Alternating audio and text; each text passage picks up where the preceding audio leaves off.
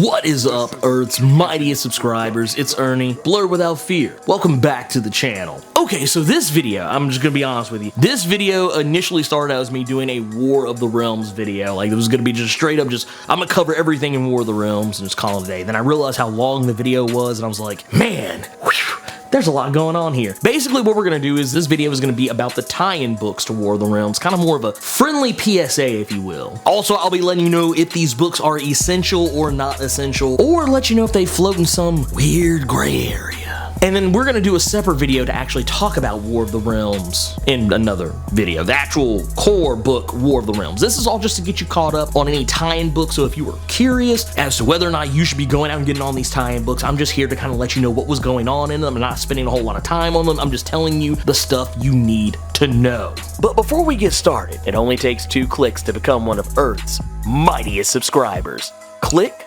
click. So let's go ahead and break down what we're going to be talking about in this video. We are going to be talking about War of the Realms Journey into Mystery number 2 by the McElroys and Andre Lima Araujo. We're going to touch on a teensy one of what's going on in War of the Realms Strike Force, the War Avengers number 1 by Dennis Hallam, Kim Jacinto, and Ario Arendito. And we'll kind of gloss over War of the Realms, the New Agents of Atlas number 1 by Greg Pak and Gang Hyuk Lim. I probably messed that all the way up, just gonna be brutally honest. We'll also kind of gloss over a little bit of what's going on in War of the Realms Giant Man number 1. Yes, Giant Man got an issue, and it is by Leah Williams and Marco Castillo. I'm also going to touch a little bit on what happened in Venom number 13 by Cullen Bunn and Iban Coelho. Probably butchered that one too. And of course, last but most certainly not least, or maybe it is least, I don't know, depends on how you look at it, we'll also talk about what was going on a little bit in War of the Realms, Spider-Man and the League of Realms number 1 by Sean Ryan and Nico Leon.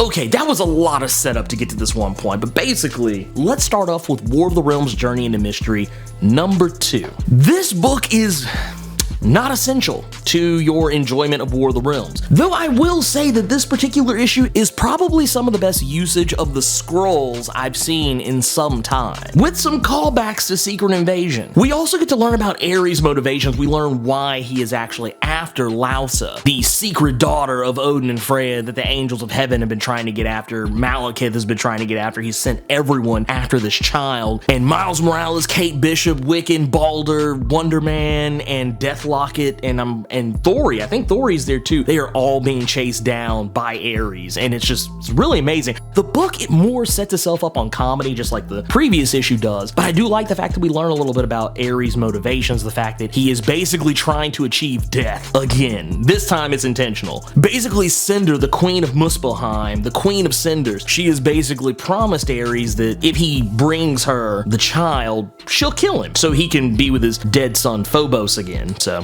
there's that. But once again, not essential. If you didn't read this, you really wouldn't be missing anything. War of the Realms Strike Force, War Avengers number 1. Okay, so this one also not essential, but this book is a good case study on no-win scenarios and how soldiers, specifically people like Captain Marvel, the Winter Soldier, Black Widow, Deadpool, Weapon H, Lady Sif, and Captain Britain, characters like this deal with no-win situations, specifically Captain Marvel because she's leading the squad, and you also can't forget Venom is in the mix here, but we do get to see a closer look at what happened to Venom, but really just from a different perspective. But we do get to see the fact that what the War Avengers were meant for. They weren't meant to go out and win this war. They were meant to hold the line and try and give everyone else a fighting chance, to test the boundaries of Malekith's armies, and essentially, give back information on that. They were never meant to beat the whole thing, and this is one of those situations where Captain Marvel is having to deal with a situation where brute strength, her brute power, her sheer immense level of photon badassery just ain't gonna cut the mustard this time, because as much as she wants to win this one, she's not meant to, and she knows this. But what we learn through this issue is how they cope with that and accept it. Once again, not essential, but a good read. Okay, the next one, War of the Realms, the New Agents of Atlas number 1. This one,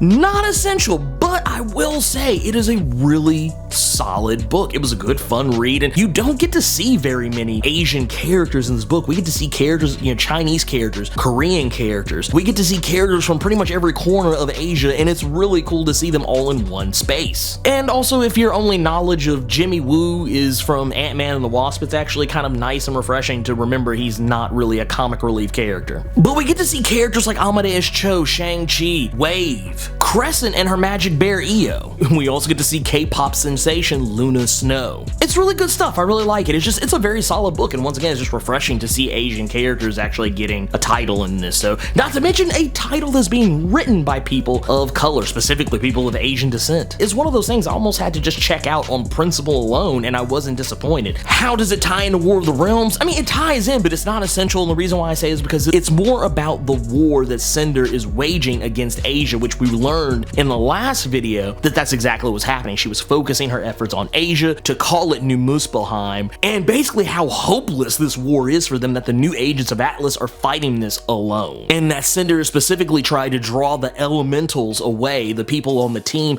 the people who are about to be a part of this team that can control fire, water, air, so on and so forth. She's keeping them away from the fight intentionally, and it's just how this is all backfiring. Also, a case study on Amadeus Cho's growth and how he's going to have to mature to become the new de facto leader of the new Agents of Atlas because shenanigans. Okay, so War of the Realms Giant Man #1. This one is not essential. However, this book is fun just because the whole premise of it is that Freya has tasked Scott Lang. Is tasked him with an assassination mission. Freya wants Scott Lang to infiltrate New Jotunheim, specifically a place in New Jotunheim that was already terrible, it was already awful, it was already the cesspool of scum and villainy long before Laufey came along and changed it all to New Jotunheim. Florida.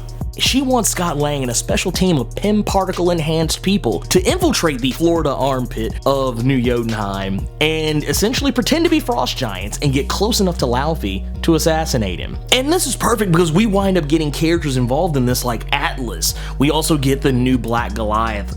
Tom Foster, I believe, I want to say is the son of the original Black Goliath, Bill Foster. And we also get Raz, who is the current version of Giant Man. Of course, we got Scott Lang as Ant-Man, who can also become Giant Man. So this goes about as well as you would expect a Ocean's 11 type mission, some kind of like clandestine mission where Scott Lang is having to pretend to be a frost giant. Everyone has to pretend to be frost giants, and how well that won't work. It's a comedy of errors, and I love stuff like that, but it's not essential.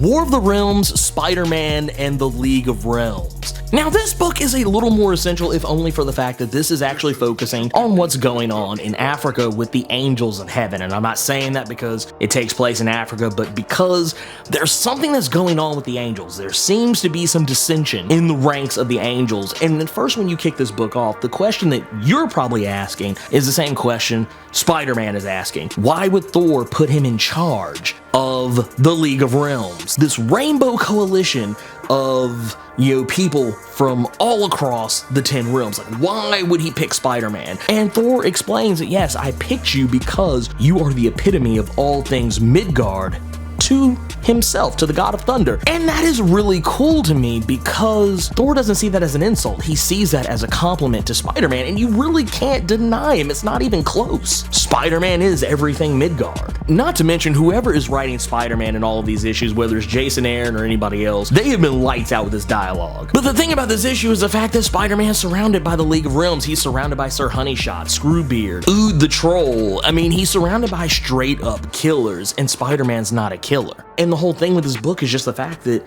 he has to try and figure out how to deal with that. How to deal with these guys who are ready to spill blood at a moment's notice, and he's not. He is more interested in saving people. And Thor was right about him because it's his heart that actually helps him turn over one of the angels, Fernanda, who has been in charge of one of the strongholds in Africa. And we don't really know the full-on extent of exactly what it is Spider-Man was able to do, but he was able to convince her to change sides, possibly giving Earth's Mightiest Heroes yet another helping hand. This issue is not 100% essential, but I do feel like there may be something in this issue that's probably going to call back, you know, later when we get to like, you know, the final issues of War of the Realms. I mean, I'm not saying it's 100%, but it wouldn't surprise me. I wouldn't want anybody coming to be like, dude, what's up with this angel who's helping the good guys now? What's up with that? Now you know. Also on a sidebar, if you have not been keeping up with Jason Aaron's Thor run, you would probably be surprised to find out that the character Curse, who is currently with Malekith and standing by his side guarding over him, is not Algrim.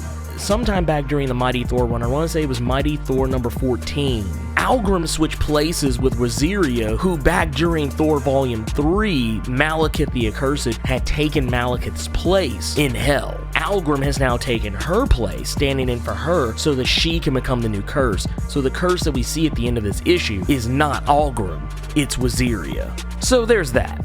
Okay, so let's talk about Venom number 13, and this one is going to be just a really quick one because I feel like this one, there's not really a lot to tell, and that's why I haven't done a video on it yet. This book, not essential. However, if you are one of the people who is confused as to why Venom is now on the side of Malekith and how Eddie Brock has the Venom suit again, well, there's a very good reason for that. While Eddie Brock and his son Dylan are trying to get away from all the chicanery going on in Times Square, they wind up running afoul of some dark elves, and the dark elves are attacking innocent people, and of course we know Eddie Brock, regardless of whether he has the symbiote or not, he can't just stand idly by and watch innocents be hurt. So this leads him intervening and ultimately almost getting himself killed. The dark elves are not to be messed with, and he just runs in guns blazing, only he has no guns. But it just so happens that one of the crones, one of the evil witches that is, you know, kind of helping Malekith in this War of the Realms, just so happens that she's bored and she wants to entertain herself. However, she backed the wrong pony. She actually gives Eddie Brock a taste of his Venom symbiote again, albeit a more fantastical version of the Venom symbiote,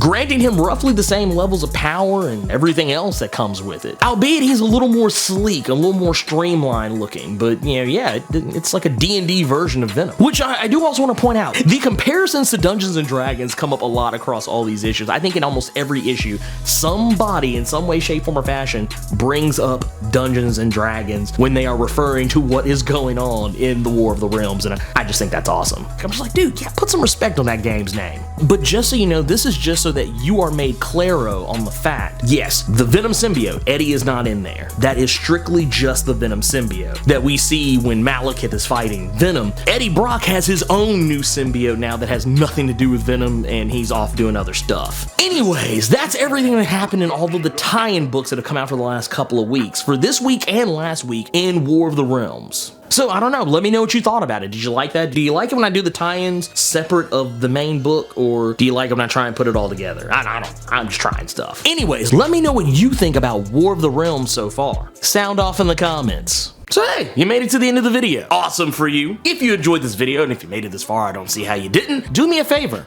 Hulk smash that like button. And if you want to see more awesome videos like this one, make sure you click subscribe so you can become one of Earth's mightiest subscribers, and tap that bell so you know when I post up. Also, feel free to go check out my Patreon, where if you chuck in $1, you can get early access to most of my videos up to a week early. And if you have time, make sure you swing by nerd901.com, where you can find more of my content as well as other amazing stuff. Anyways, until next time, I love you 3000 plus ultra!